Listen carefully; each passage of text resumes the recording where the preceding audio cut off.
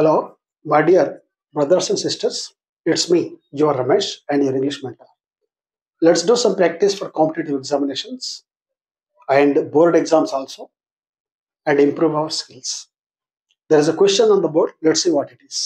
Competitive exam series పోటీ పరీక్షల కొరకు అలాగే బోర్డ్ ఎగ్జామ్స్ అమ్మ 10th ఇంటర్ వీటికి కూడా ఇది వర్తిస్తుంది మీ ప్రశ్న. చూద్దాం క్వశ్చన్ ఏంటో. A ray of the sun dash bracket లో not pass through a wall. గోడలో నుండి గోడ ద్వారా గోడ గుండా సూర్యకిరణము ప్రవేశించదు. So let's see the instruction. Fill the blank with suitable verb or tense form given below. ఇది మల్టిపుల్ చాయిస్ క్వశ్చన్ అమ్మా. ఇక్కడ వర్బ్ ఫార్మ్స్ ఇచ్చారు.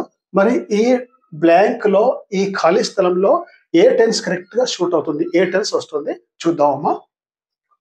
Will not pass, should not pass, do not pass, does not pass. మరి దీంట్లో ఏది suitable అమ్మా, ఏది correct అంటే a ray of the sun. A ray అంటే ఇది సింగులర్ అమ్మ, third person. Singular third person.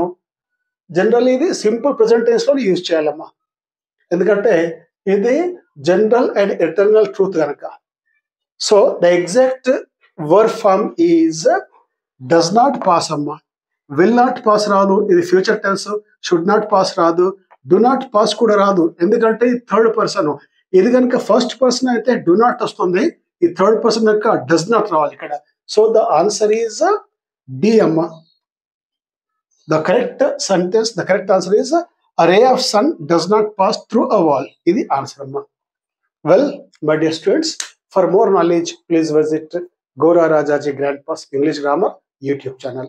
There is no shortcut to success.